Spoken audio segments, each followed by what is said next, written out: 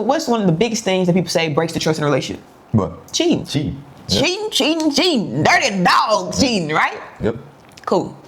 When Malik says that you're running from the Redeemer, you're running from biblical text. You're running from the instruction manual to make you successful. We're going to use cheating as the example because nobody wants to talk about cheating. Let's be real.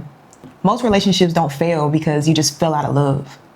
It's actually because you lose trust. There's a break, there's pride, there's deceit. But luckily, God gives us the manual on how to preserve relationships and how to get ahead of damage before it even occurs. And today, we're going to explore how. Yeah, so let's dive into the 5 things that I wrote down to kind of give you guys examples of lack of trust that you carry over to your relationship or your marriages, or before you even let these things happen, you bring these over into someone you just met, which the first one is past betrayal or trauma. Second one is dishonesty.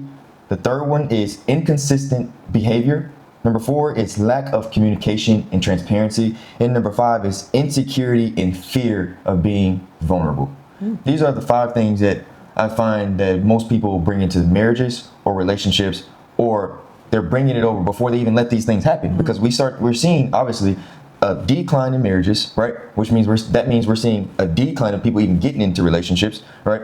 So these are all things that are occurring that are keeping people from doing what we were created to do, which is marriage. Yeah, which is long lasting, till death do us part. Good old marriage. So to Malik's first point, could you restate that point? I have a point on your point. Yeah, so I have the 5 things that I wrote down for lack of trust, which is past trauma or betrayal. Let's leave it there. That's the first one. Proverbs 25:19, like a broken tooth or a lame foot is resilience on the unfaithful in a time of trouble. So for one, this speaks on dependability.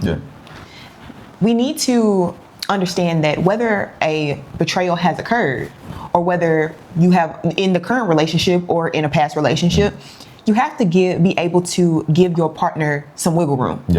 Does not mean that betrayal is okay. I'll give you an example. Say I betray Malik, right? But no. He scared me. I feel like we're going to have to take a step back and really understand how we function in society. Follow me. I'm getting somewhere with this. When we function in society, we think that an apology suffices, and therefore with our apology, we hold authority. And that authority is me telling you how fast I need you to forgive me. This is what I mean by wiggle room. This is what I mean by grace. And this is what I mean, like, I didn't say this, but patience, right? So when I betray Malik, I go and I say, I'm sorry. I hurt you. I'm so sorry. And then you say, I forgive you, right? We're using that as an example. And then once you say you forgive me, I'm like, okay. Yes, it's over with. That's not how life works. That's not how life works. Yes, God says you should forgive quickly, but just in the same sense where people say, oh, every sin is the same. It's not. The Bible tells you it's not. And that's because God understands us as natural beings as well. We have divinity in some essence because we're created in his image, but we're very natural. We function in the world as natural beings. And that means that circumstances permit different time frames for forgiveness, for renewal of trust, for understanding. These things take time. So for you to think that you have some type of legislation on how things are going to run based on your deceit, based on your betrayal, based on your shame, that's inappropriate. That's wrong. Yeah, and I think people misunderstand that when God says to forgive. And to your point, yes, you are supposed to forgive quickly. But just because I forgive does not mean I have to trust you again. This is not what that means. If you betray someone or you lied to someone or you're dishonest to someone, they can forgive you. Let's say they can forgive you right then and there before you even apologize for it. But it does not mean I have to trust you again. I'll give you a perfect example. Let's say you have a 5-year-old child and you send someone over to babysit them. And you say, hey, just make sure you do everything. You give them some list of rules, but one of the rules is, hey, my child cannot be alone in their room because they're gonna mess up everything and it's a hazard. And then when you come home, so let's say you and your wife go out, you come home, you find that your child was in their room alone and that she had some toys in her mouth, stuff like that. And now you're mad because you said, I told you not to leave my child alone, right? You're angry because you gave them rules and they didn't follow the rules. And it caused an accident that could have possibly occurred. Luckily it didn't, but it could have possibly happened. That's the reason you gave the rule. But now that babysitter is put in a position where now they have to apologize. Oh, I'm sorry, I fixed it. Okay, I understand you fixed it, but I forgive you. But you're never going to be my babysitter again because you did not follow the rule that I gave you. And that's what you guys aren't understanding. Just because I forgave the babysitter, I do not have to hire you again. That's what you're missing. You're missing that if you lie to your spouse, if you are dishonest with your spouse, if you do something that you know you're not supposed to do with your spouse and they forgive you, this does not give you a free pass to say, hey, we're good now. No, because the thing is, they don't have to trust you again. They don't have to. They're choosing to. That's the part you're missing. They're choosing to trust you again because this is your husband or because this is your wife. So they're making the choice to not only forgive, but they're making the choice to also trust you again. And that's what you're missing. You think because you said sorry and they forgave, oh, we good, that means you trust me again. But you're taking that trust for granted because they do not have to. I just have to forgive you. That's what I have to do. I have to forgive you, but I don't have to trust you. Yeah, that's good, because when it comes down to how we function in a relationship, when it comes down to trust, when it comes down to inflicting wounds on someone else, we don't really view ourselves as a bad person. We sometimes don't have a real recollection of what we've done wrong. Everyone else is bad. Yeah, we don't really quantify how offensive it was, whatever it is we've done. And so if you start to play on forgiveness too much, to where you're using it as a crutch, that they need to forgive me, they have to forgive me, especially as a believer, they have to forgive me so I'm able to keep, messing up. No, that's not how it works.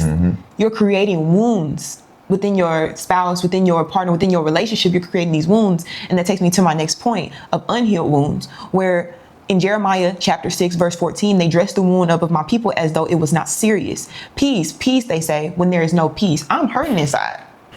I'm in pain. And you're like, hey, let's move on.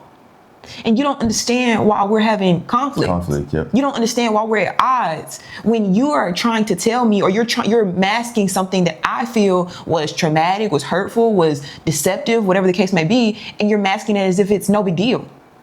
You don't have empathy. And empathy is a very great relationship to have within yourself, because empathy is a self thing. I have to have empathy to step into another person's shoes and feel how they feel. If I never step into those shoes, if I never have empathy in my own mind to say, how would this person feel, then I lack it. But that's only within myself, because just because he's hurting doesn't mean I have to hurt. It don't mean that. Just because you're hurting doesn't mean God gotta hurt. He don't have to care. He doesn't have to feel anything when you suffer. Because a lot of your suffering is self-inflicted, but that's a different video. But I'll tell you, the beauty of a relationship is being able to complement one another in the sense of, I feel your pain, I understand that I caused it, and I understand that it's going to take process, time, and understanding and patience on my end for you to get back what we lost because of what I've done. Exactly. That's accountability, and that is very necessary when it comes to betrayal, when it comes to renewing trust. Yeah, and that's the biggest reason why I say that you can't have a relationship or marriage without God, because he sets the standard on forgiveness. He sets the standard on trust. Everything that you can think of that you can do as a human being, God sets the standard for it. So, like you just said, God does not have to forgive us, but he chooses to because of the love, because of the empathy. The Almighty is so forgiving, so trusting in us, even though we don't deserve it, that he shares that empathy with us because he loves us. And this leads me to believing that you truly do not love the people that you say you love. You truly do not care about the people you say you care about, whether that's your spouse or even your children. You don't love your kids like you say you do. Sorry to tell you. You don't love your spouse like you say you do. You don't want to be married like you say you do. You don't want that promotion like you say you do. You don't, anything that you say you want, you truly don't want it, because if you did, you would change your actions, and your actions will show that you are trying to make that change. Because what you're doing is you want people to have empathy for you, but you show no empathy for others. Example, if it was your last dollar, you would want someone, you'd be like, I just hope someone asks me if I'm having a bad day. I just hope someone asks me if I need help. You will be hoping that someone asked you today, did you need help? If it was your last. But yet, if it was someone else's last, You would never look at them. You could literally see them coming. They could literally tell you it was their last, and you would look at them and be like, that sucks. I'm gonna pray for you. Yeah, exactly. That's what you love to say. I'm gonna pray for you. No. Why are you not trying to take action? Even if you can't financially help them, what can you do to help them? Give them something. It doesn't even have to be monetary. Give them some wisdom. Give them some scripture on how to get through it. Give them something that they can take. But you just want to take instead of giving a little so you can get a little. And that's your issue. That's the issue why you can't get a spouse. That's the issue why your kids don't like you. That's an issue why your friends don't like you, why you don't have friends, because you want to take and suck up everything from everybody. That goes for men and women. You guys want to take everything and suck up all you can out of everybody. But when it's your turn to do some handouts, you're like, they're just using me. Nobody's using you. Nobody is using you. Nobody is using you. You barely want to give anything. How can someone use you when they know that you don't even help? You're not useful. You don't even help them. So stop thinking someone is using you because they asked you 1 or 2 times for some help. We all need it. We all need help. Gets back to my point of the lack of trust. You lack trust, so you're not willing to have empathy and to help.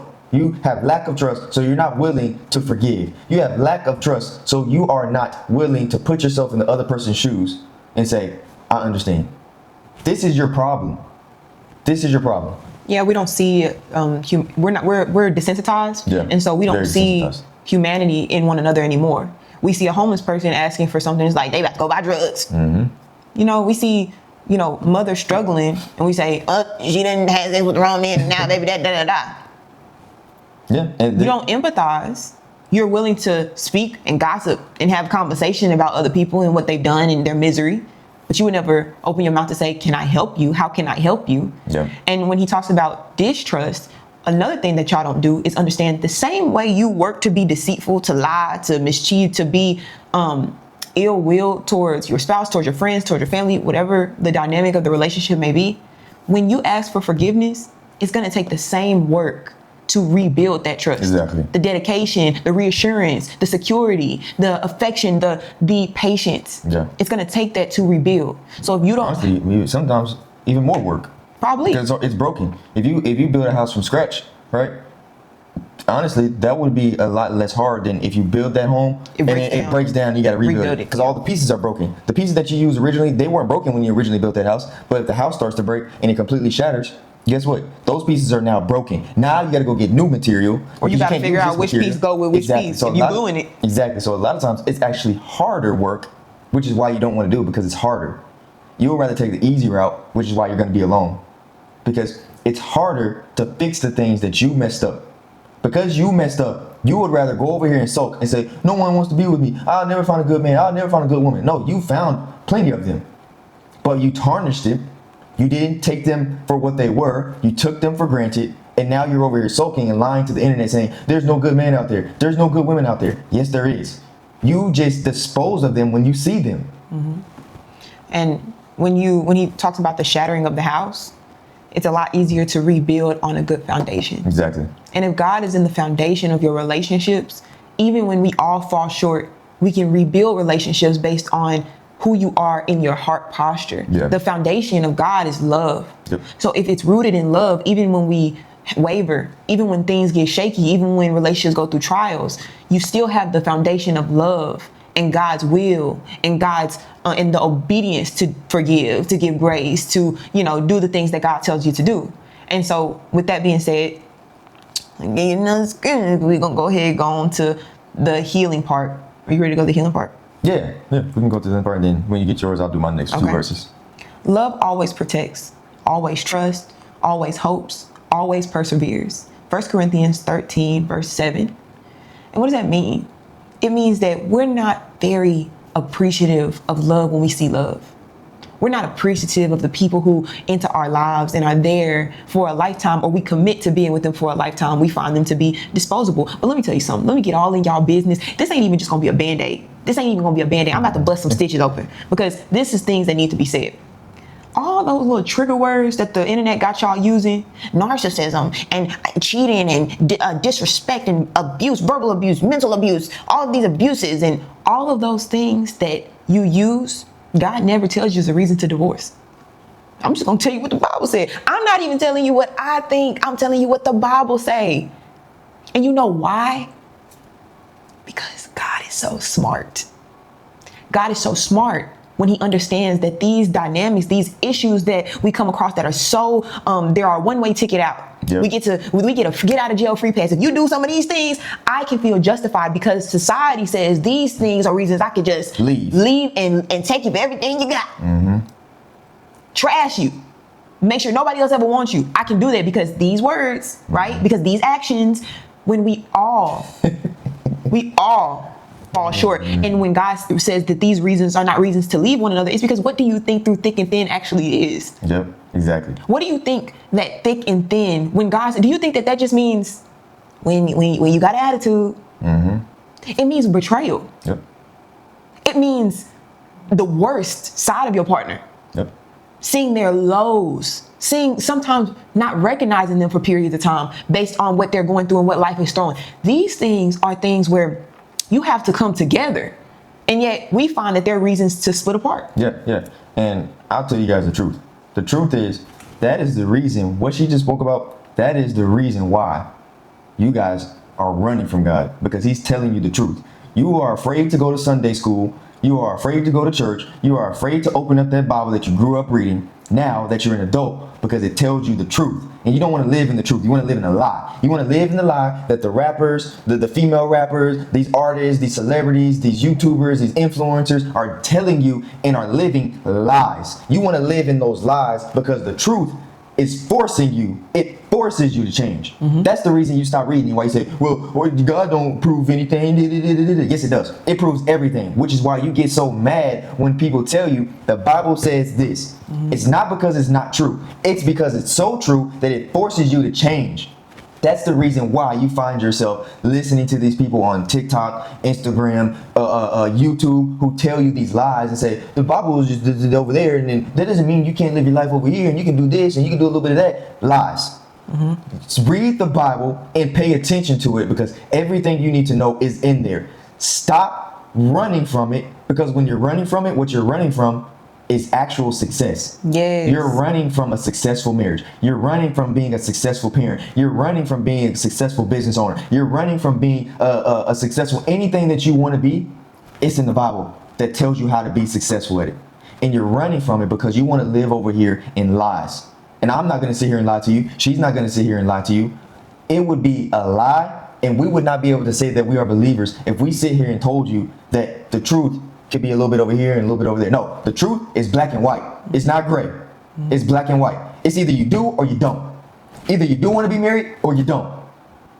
At the end of the day, your lack of trust can be turned around. And how do we know this? Because we have a God who is not only a God at good, he's a God even during bad times. Meaning that you could be going through the hardest times. You say, well, my marriage isn't this, my marriage isn't that, my marriage isn't this. You say, well, if there is a good God, then why would he allow this?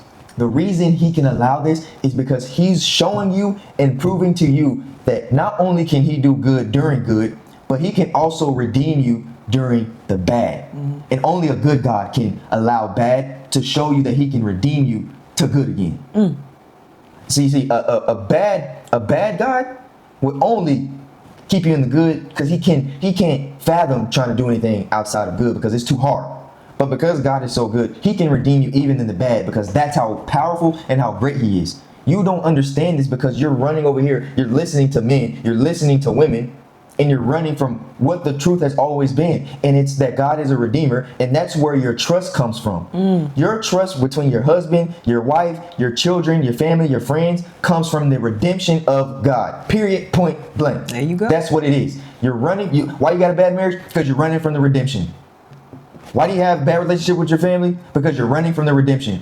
Why you have a bad relationship with your son and your daughter? Because you're running from the redemption. You're running from the Redeemer. And you're looking for a blasphemer. I'm sorry to tell you, but this is the truth. It is true. And He done broke it down to the bone. But I didn't want to leave this video. I touched on it a little bit earlier, but I didn't want to leave this video without. We don't talk around things. Yeah. We're gonna get right to it. Yep. What's one of the biggest things that people say breaks the trust in a relationship? What? Cheating. Cheating. Yep. Cheating. Dirty dog cheating, right? Yep. Cool. When Malik says that you're running from the Redeemer, you're running from biblical text. You're running from the instruction manual to make you successful. We're going to use cheating as the example because nobody wants to talk about cheating. Nobody wants to say it's okay to get cheated on, right? Let me tell you what God say. Corinthians, I won't read the full thing. You can read it, but I'll read you the part that I'm speaking on. 1 Corinthians chapter 7, verse 3 through 5. The husband should fulfill his marriage duty to his wife. And likewise, the wife to her husband. The wife does not have authority over her own body, but yields it to her husband in the same way the husband does not have authority over his own body, but yields it to his wife. Okay. Exactly. Let's go ahead and get to it. You know why? I did just mention the verse, but let me take it back a couple steps. For one, you're not getting cheated on if you fornicating before marriage. If you sleeping around, They don't want to hear that. Plug your ears. Plug your ears. I'm gonna just tell you the truth. Yeah. Is it wrong? Yeah. Because you shouldn't be sleeping outside of marriage regardless. That's what I'm saying.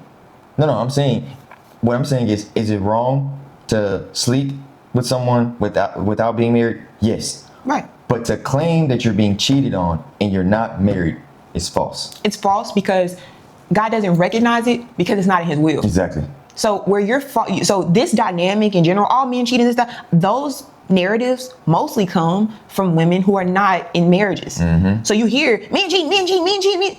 And nobody got rings. They're not married. Nobody has rings. You're already sinning. Yep. So when it's like, why is he cheating on me? That's not right. He already sinning. He ain't gonna just stop right here. I'm gonna just that's with you. I'm gonna have with everybody. You know, to this point, that saying this, right? This is gonna ruffle some feathers of what we're speaking about. But saying this, you are wondering why you like, I got a cheating man. Man ain't this. Man ain't that. But you do realize you're part of the problem. Why? That's what I'm saying. Why? That's what I'm saying. You have a cheating man or a cheating woman, and you are not married. Both of you are out of order. All right. Both of you are out of order. You are not married, and you're sleeping around with multiple people, and you're wondering why consequences are happening to you because you're not doing the order that was told for you to do. Biblically, it says that you're not supposed to be able to go on into another marriage, especially as a woman, until the death of your spouse, because it's till death do us part. Exactly. And so when you think about that and you're saying that you're taking your relationship seriously and you're saying that you love this person and you want to be with this person, but then you and this person are not married, so y'all just break up. No big deal, right? We just break up. You gonna go have sex with somebody else. Exactly. And it's not gonna be cheating because you was never married. He doesn't recognize any of it, y'all. Yeah. He don't recognize any of it. Now let's take it a step further. Let's go to the married people. Let's go to the married folks. Let's go to y'all. Is cheating wrong in a marriage? Absolutely. God says thou shalt not commit adultery. This is a whole different conversation. But when we say there's responsibility on both ends, there's a manual and it says, you know why God tells you to release your body to one another? Because needs are needs. And the reason God mentions it, he doesn't mention things for no reason. It's mentioned because it's important. You need to connect with your partner, with your spouse. You need to connect. You need to be constantly connecting because it glorifies God. It glorifies God. And if I'm connecting with you, I don't have room for lust and room for deception and room for corn and room for all these things because I'm satisfied within my flesh, because we all got it, through my spouse, which is how he designed us. Yep. So if you are experiencing infidelity in marriage and it breaks your trust, completely understandable. But also when we talk about it being two people offensive in this relationship, you have to ask yourself, am I fulfilling my role as well? Now, if you're fulfilling your role, that's different. I can't speak on that. You can go ahead and bounce. Because he does say sexual immorality is you're able to leave the relationship. Yeah. But if you can say, I have not been doing my part as well, or I have reasons why I did not want to do X, Y, and Z. If you know truthfully within yourself as a man or a woman that you can say that, then your marriage is worth salvaging. Nobody want to tell y'all that. Everybody want to tell y'all these trigger words. When these trigger words come around, it's time to leave. But when God talks about forever, there's a lot of forgiveness. Yep. There's a lot of grace. There's a lot of understanding of your accountability. A lot. Yep. And I just touch on cheating because nobody wants to talk about cheating because cheating is so, it's just so taboo, even though everybody I don't know, but. Yep. And I want to touch on when we're talking about, lack of trust or trying to rebuild trust. There is, again, a reason why he specified the reasons for divorce. It does not tell you you can leave your spouse just because they called you a name. I'm mad at them. They call me names. We're not 16 years old. We're not 15 years old. Called each other a name. Should you do it? Of course not. You shouldn't defile yourself, defile your partner. But this is not a reason to divorce. I'm just not happy. Oh, that's a big one. I see a lot of people on social media saying, well, I'm not happy, so my happiness matters over being miserable. Guess what? It doesn't. It does not tell you that you can leave a marriage just because you're not happy. First of all, leaving a marriage because you're not happy is plain out, just simple terms, is just idiotic. I'm not happy and you leave the marriage. That's just dumb. Feelings are fleeting. Feelings are fleeting. There is no reason for you to make decisions based off of your feelings. And there is no reason for you. I'll tell you something. Jesus was tested. They asked him, Moses gave us the option to give our wives certificates of divorce for XYZ, XYZ, XYZ. You know, what do you think, teacher? What do you think, rabbi? What do you think? They try to be funny. And Jesus tell them, I'll tell you the truth. Only reason for divorce is sexual immorality. That's it. No, disbelief. In disbelief. No. This is what Jesus said. Okay. This is what Jesus said. Because they were testing him. Mm-hmm. They were testing him. He didn't say this because he was specifically talking to what they were speaking about. Okay. He said specifically sexual immorality. And they said, well, if that's the only reason, then what is the reason for a man to get married? And he said, well, I'll tell you the truth, that a lot of you won't like what I'm saying, a lot of you won't take what I'm saying, but the ones who understand will receive it. And if you don't like it, then don't have sex, don't get married, and become a eunuch. That's what he told them. Oh. He told them, if you didn't like the reason I just gave you, go be a eunuch, which is a holy man that castrates himself so that way he can work upon the women and the children. This is a holy thing that they did to prove that they weren't going to try to do anything sexual to the women or the children. So they castrated themselves out of holiness. So this is a proof of holiness before the kingdom of God. So he said, become a eunuch, don't get married, and don't have sex if you don't like what I'm telling you. So what I'm saying to you is, happiness, divorce, don't equal. Getting mad at each other, having arguments, having conflicts is not a reason for divorce. Stop listening to social media. Don't care what they're saying. The reason you're by yourself is because you're listening to social media. You're listening to people tell you stuff that is lies.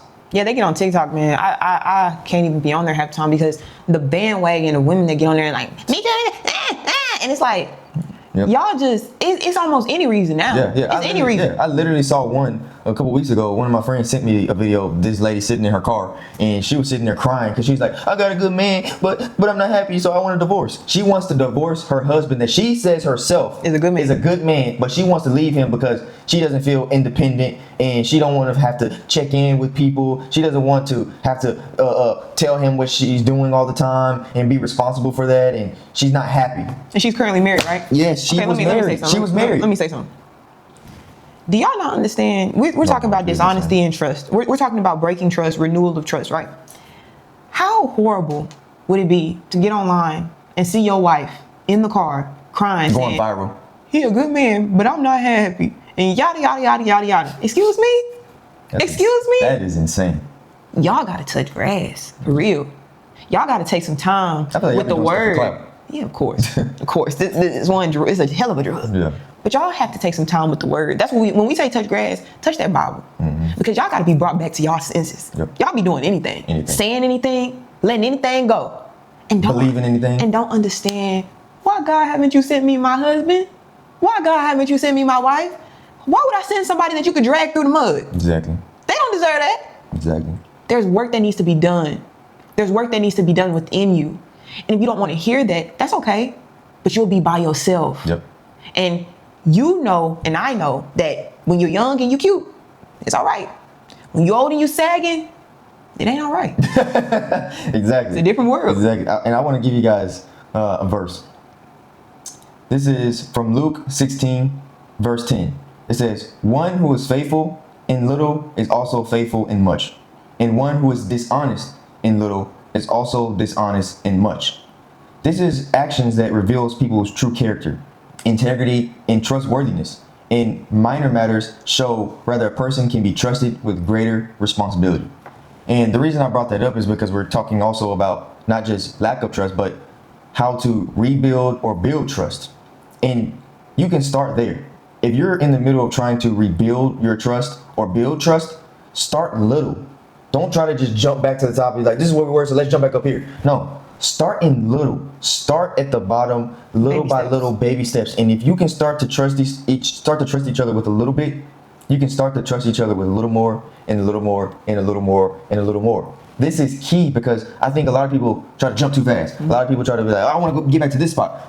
You said you were sorry, or you said you forgave me. Let's get back to this spot. No, take it, time out, slow it down. You're not going anywhere.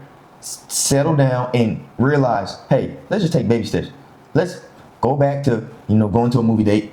Let's just go back to just doing the little stuff. We don't gotta jump back to the steakhouse like we was doing. Let's just go on a little $20, $25 movie date.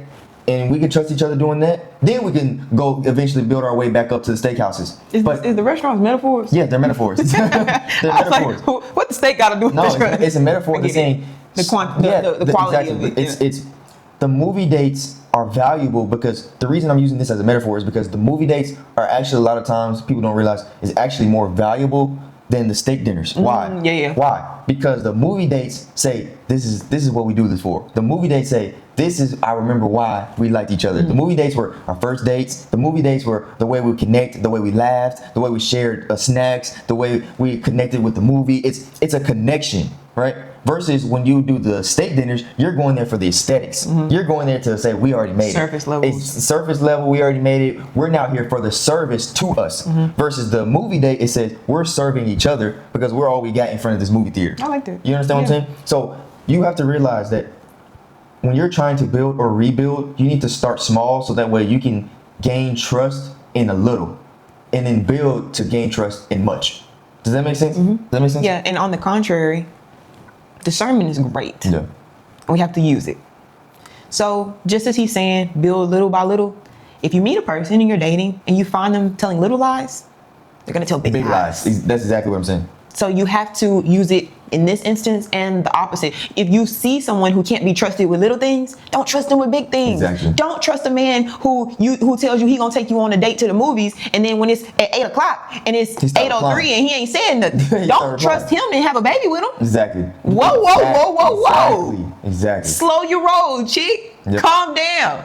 Don't do things that are gonna put you in a place where I'm gonna have to do some real trust renewal with this one. Yeah, exactly. I actually really like that example. That's what a lot of you guys do. A lot of you guys jump. You literally jump the gun. You have situations where people make little lies. They say, hey, I'm gonna take you on a date on Saturday, or we can go on a date on Saturday, and they just stop replying. It don't come through, X, Y, and Z. They don't say, oh, this came up, none of that. But you meet up again, and then y'all end up with a baby. And then you're wondering why things are going downhill. Is because you guys couldn't even establish trust in little. You couldn't even establish trust in if we're gonna go on the date on time. You couldn't even establish trust in if you're gonna show up on time. You couldn't establish, you said you was gonna get me this dress, a $50 dress. But now I gotta trust you for a $50,000 Labor Day. Man. Please stop listening to the internet. Stop looking at the internet. You're going to forever be alone. If that's what you want to do, then by all means, be alone. But I see most of you guys are complaining about these things because you don't want to be alone. So obviously, I would say majority of you do not want to be alone. So stop listening to lies. Stop listening to sob stories. Stop listening to false testimonies about people just saying something for the clicks. That's what you're listening to. And from one side. Yep. You're only 1%. People, majority, 99% of people are not going to tell you the other side. The other side, exactly. They're not going to tell you. I was being crazy. Actually, I pulled up to his job on him. I almost got him fired. They're not going to tell you these things. Actually, I swung her right up. Actually, I bopped her in the back of her head. Actually, I went like this and smacked in the back of her head and wondered why she keyed my car and took me for all I got. Yeah. You guys, you're not going to tell these stories. Yeah. And I want to give you guys one more verse. This is from 1 Corinthians chapter 13, verse 7. It says, love bears all things, believes all things, hopes all things, and endures all things. This is a testimony to real love is resilient. It patiently burdens, gives the benefit of doubt. It looks forward with hope, and it remains steadfast throughout the trials, Because true love is not fragile. This is how you rebuild trust. This is how you build trust. I just did that verse. Yeah, but I'm reading. You reading it in a different context. I was like, that sounds so familiar. Yeah, I'm rephrasing it. It's just a different translation. Yeah, different translation. But this is a testimony to that. You guys are claiming you want relationships. You guys are claiming you want marriages, but you're too fragile in your love. This is the reason why you lack trust, because you're too fragile. Can't build nothing on it. You can't exactly. You cannot build something that's supposed to be steel, something that's made out of glass. You guys are building glass foundation love instead of building steel love. Instead of building God love, you guys are building glass. Well, they gotta or air. You can't even put nothing on it. They gotta love God before they can build God's love. Yeah, that's what y'all gotta know. You gotta love God, Jesus Christ, to be specific. To really understand how to build a steel foundation. Yep, exactly. Because the truth is, Jesus says it. He is the truth, the way, and the life. Simply. So if you want a marriage, a relationship with your family, a relationship with your kids, you better go through Jesus, because he's the truth, the way, and the life. That's it. We hope you enjoyed this video. Make sure you like, comment, share, and subscribe. And we will see you guys in the next one. And read that Bible.